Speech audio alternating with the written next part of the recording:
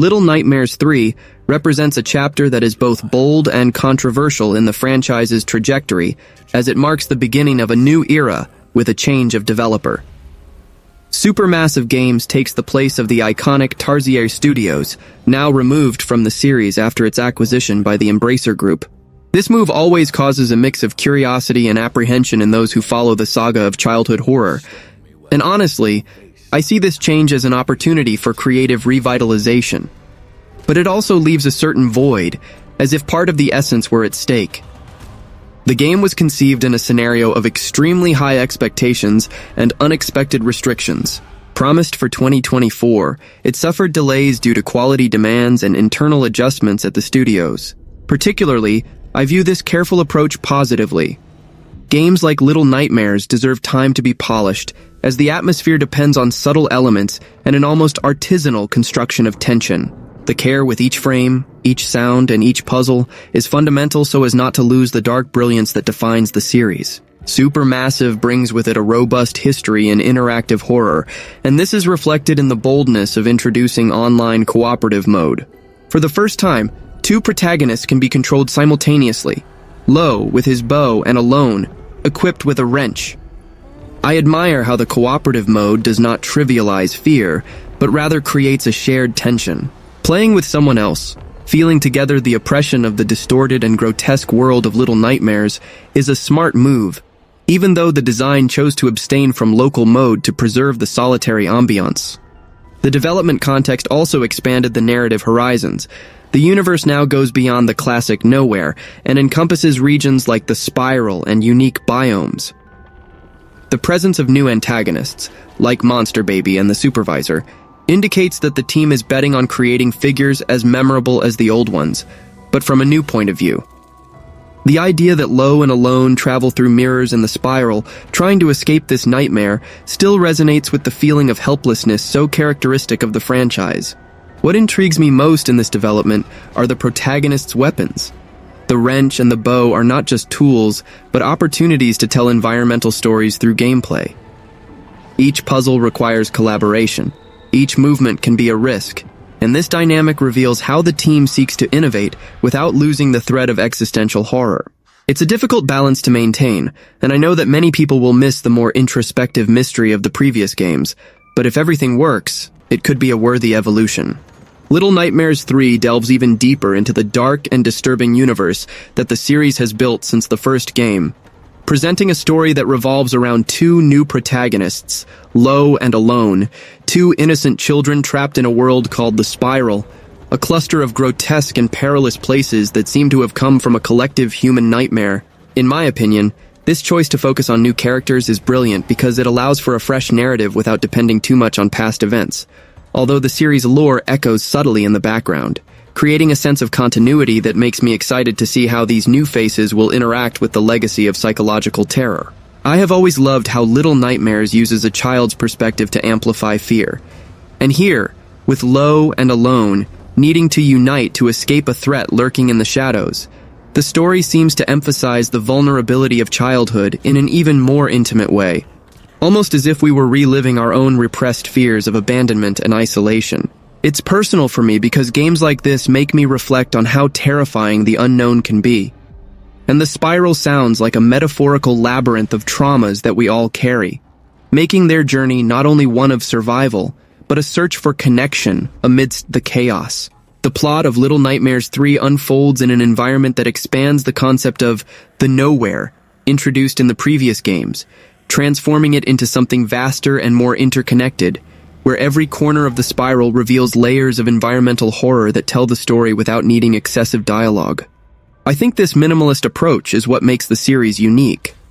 Instead of direct explanations, the narrative is built through disturbing visuals and oppressive sounds, and in the third game, with the focus on cooperation between Lo and Alone, the story gains a relational dimension that deeply intrigues me, as if the real monster is not just what's out there, but the difficulty of trusting another in a hostile world.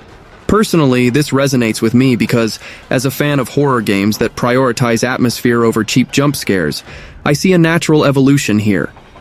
The loneliness of Six and Mono in the previous titles was palpable, But now, with two characters who need to communicate through gestures and actions, the plot explores themes of forced partnership, which makes me imagine how many emotional lessons these little heroes will learn or break along the way. One of the most captivating aspects of the story of Little Nightmares 3 is how it integrates new biomes and residents into the established universe, starting with the Necropolis, a desolate city in the desert that pulses with an eternal and deadly energy, suggesting a past of a once vibrant civilization now reduced to ruins haunted by inexplicable forces. In my personal view, this elevates the series' storytelling to an almost poetic level.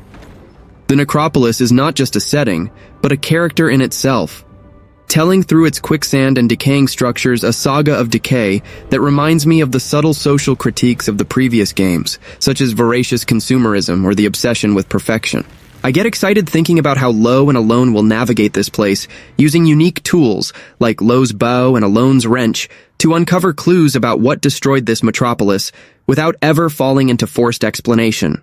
For me, who loves narratives that leave room for interpretation, this structure seems perfect for building gradual tension, where each discovery about the spiral deepens the central mystery of the imminent threat, making the experience not only scary, but reflective on the cycle of human destruction.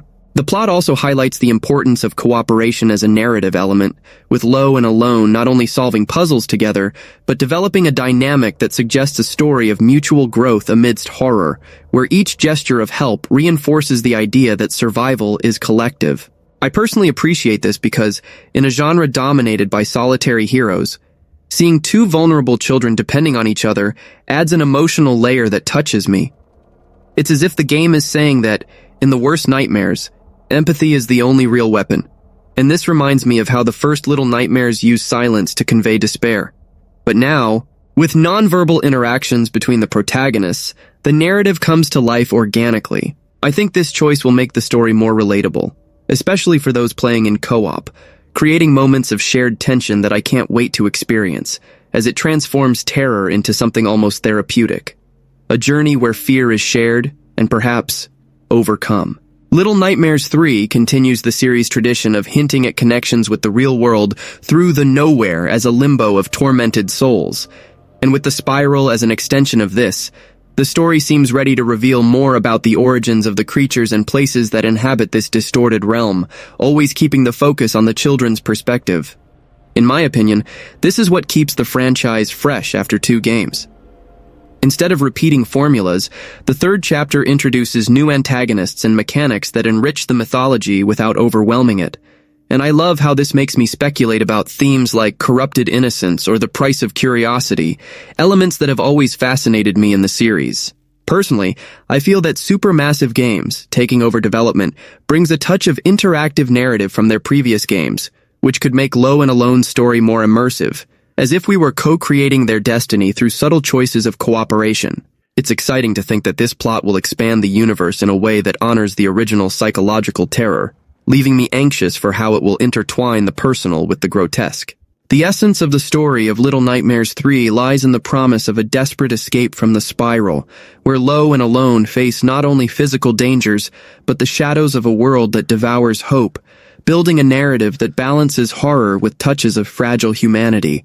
I find this personally cathartic because the series has always made me confront primordial fears, and here, with the delay to 2025 allowing for more polish, I imagine the plot will deliver an even more cohesive experience, where the children's journey reflects our own struggle against the unknown. In my view, what makes this story special is its refusal to be linear. It meanders like the spiral, inviting us to interpret the silences and the ruins, and I can't wait to dive into it, feeling that Little Nightmares 3 will solidify the series as a landmark of introspective survival horror, where the real nightmare is the loss of innocence in an indifferent world. The game has a gameplay that maintains the essence of its predecessors, focusing heavily on the feeling of tension, anxiety, and exploration in dark and mysterious environments. In the game, you control 2 characters, Lo and Alone, who need to work together, leveraging their unique abilities to overcome various challenges and enemies.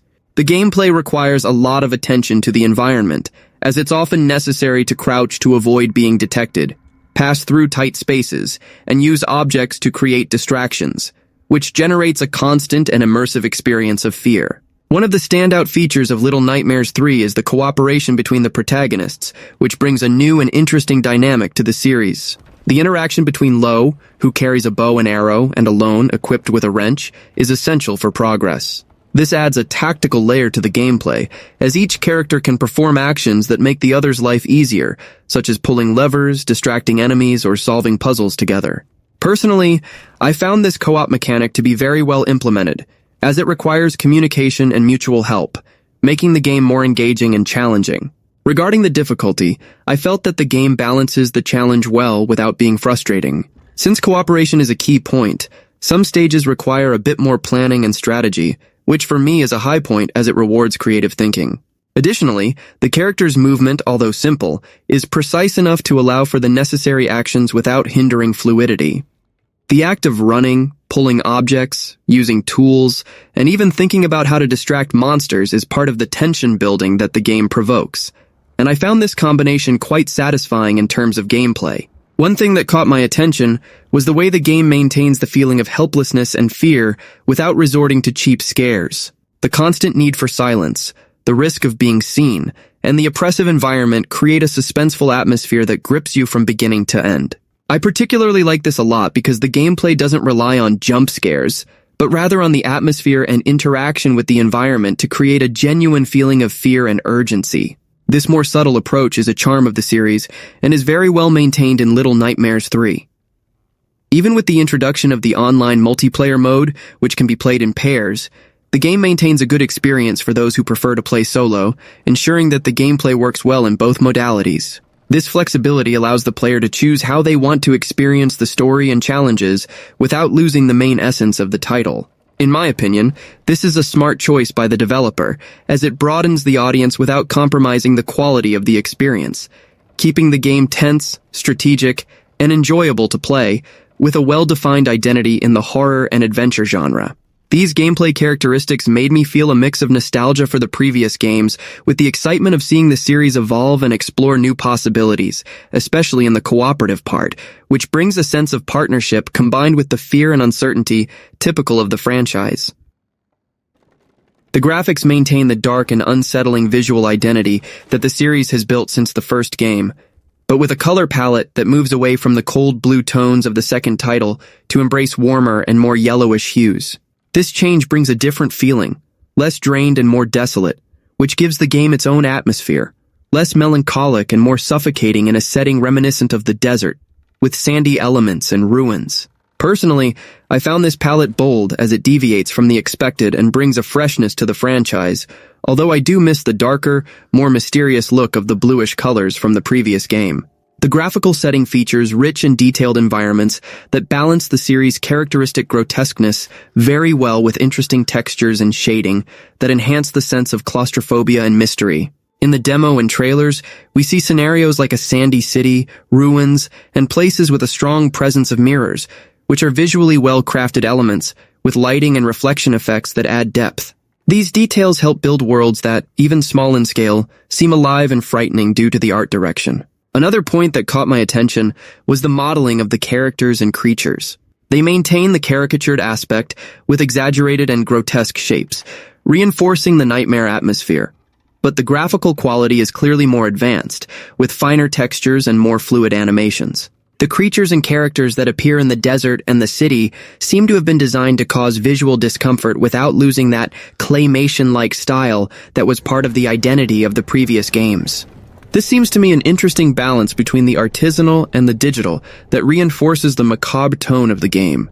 In terms of visual effects, Little Nightmares 3 seems to explore dynamic lighting and particle effects quite a bit, especially in passages with sand and dust, which create an almost tangible atmosphere.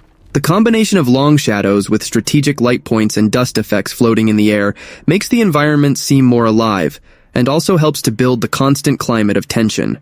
This aesthetic works well for those who, like me, value environments that are more than just beautiful. They are instruments for storytelling and player immersion. However, despite the graphical evolution, I felt that the game still preserves the essence of the original titles by avoiding ultra-realistic graphics that could take away the surrealist charm of the series. The choice for a stylized look with striking colors and shapes keeps the experience unique and different from other productions in the genre. This mix of modern graphics with an artisanal visual identity is one of the points that I personally like the most, as it creates a feeling that is not just about the visuals, but about the feeling of being inside a living nightmare, something that Little Nightmares 3 continues to deliver very competently. The graphical transition to co-op multiplayer also seems to have been well thought out, maintaining the visual quality even when splitting the screen between two players. This is important so that the immersion is not broken during the joint experience.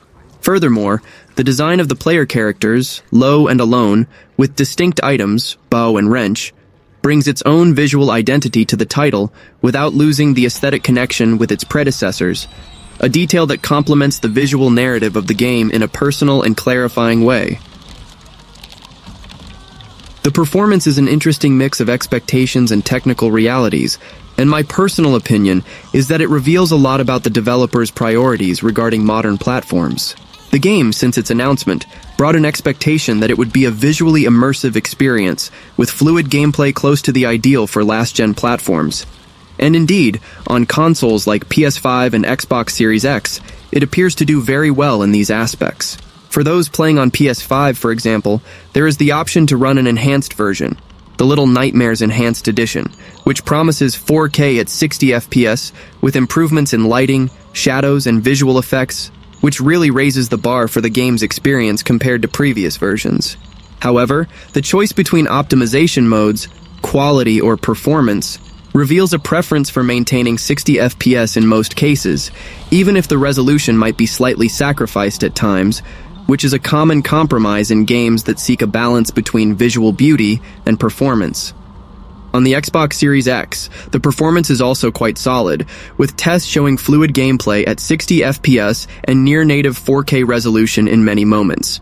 The fact that the game is well optimized for these platforms reflects an obvious concern for the audience that values an experience without stuttering and with refined graphics, something that, in my view, makes all the difference in the dark and unsettling atmosphere the game seeks to convey. In the analysis of PCs, the scenario is similar. The recommended requirements are not exaggerated, suggesting that the game runs well on older hardware, such as a GTX 1060, or even on machines with medium settings, favoring a more accessible experience for the audience that doesn't have the latest peripherals. My point is that even on modest setups, it's possible to enjoy the game well, especially if you opt for the 1080p and 60 FPS configuration, which maintains the climate of suspense and tension essential to the title's narrative. Speaking of the Switch, the situation changes a bit due to hardware limitations. The demo versions indicate that the game runs at 30 FPS on most platforms, with some visual differences between the original Switch and a Switch 2, which achieves a much better resolution and more refined lighting, although still limited in frame rate. For those playing on this console, the performance seems acceptable, but naturally it doesn't compare to the fluidity and graphical details of the last-gen versions, which is understandable considering the limitations of both hardware and portability. My opinion on the performance is that, technically, it does a good job of balancing graphics and fluidity, especially on the more powerful platforms. Despite some moments of resolution drops on certain platforms, mainly the Switch, the visual experience still manages to create a very immersive atmosphere. The FPS monitoring also shows that the game manages to remain consistent most of the time, which is fundamental to maintaining the suspense and the psychological horror climate that the title aims to transmit. The performance of Little Nightmares 3 is quite positive for a game that seeks to offer a dark and immersive experience while taking advantage of the capabilities of current platforms. Although there are noticeable differences between the versions and display modes, my feeling is that the developers prioritized fluid gameplay and graphics that even in low mode deliver the necessary suspenseful climate. For those who like an experience that combines dark aesthetics and smooth gameplay, the game delivers a lot, even within the technical limits imposed by some platforms. Little Nightmares 3 brings a renewed proposal, especially with the online cooperative mode that allows you to play with a friend controlling the two protagonists, Low and Alone. Each character has unique abilities that impact puzzle solving and survival, which adds an interesting layer of strategy compared to the previous titles in the series. This dynamic can be a strong attraction for those who value two-player experiences, but the game can also be played solo with AI control, which is a positive point for those who prefer the individual experience. The game is recommended for fans of psychological horror and oppressive atmospheres who enjoy games that mix exploration, puzzles, and stealth with platforming elements. Little Nightmares has always been known for creating environments that feel like childhood nightmares, where fear doesn't need to come from cheap scares, but from the constant feeling of vulnerability in the face of bizarre creatures and distorted scenarios. For those who are fans of this mix of horror with a dialogue-free narrative and a unique aesthetic, this third title maintains that identity, while also bringing an expanded and more terrifying setting than before. The graphic and sound quality are also points worth highlighting. The game bets on art directions that convey the feeling of a nightmare with detailed and dark scenarios, while the soundtrack and sound effects heighten the tension, with moments of unsettling silence that precede scares and chases. This contributes greatly to the immersion in the atmosphere of fear, something essential for the experience. If the technical part is delivered as promised, the game will be visually appealing and with a high-quality soundscape. For those who like the series, buying at launch can be an exciting experience, as it is a long-awaited sequel after years without news. The inclusion of online cooperative mode brings an important freshness, expanding the game's reach to an audience that likes to play together. And the bonus content for those who purchase early is also attractive. However, this decision depends on the player's profile. Those who value novelties and the launch hype may feel it's worth investing now. Since the responsible studio has changed to Supermassive Games, which has a different style, there may be differences in the game's feel. If you are not a loyal fan of the series, or if you prefer to wait for full reviews to see if the new features are pleasing, waiting might be a good decision to ensure the game delivers everything it promises. In my opinion, if the cooperative experience and the psychological horror climate are points that draw your attention, buying Little Nightmares 3 at launch is worth it to dive right into this dark and challenging atmosphere. It's a game that will please those who enjoy indie games with a strong visual identity, mixing suspense, puzzles, and exploration with that touch of a childhood nightmare. However, those who prefer a pure single-player game without much multiplayer complexity, or who cherish the consistency of the climate of the previous titles, might want to wait a bit to see the critical and player reception, thus avoiding surprises. Overall, I feel that the game comes to expand the franchise in an interesting way, even with the risks inherent in any new sequel.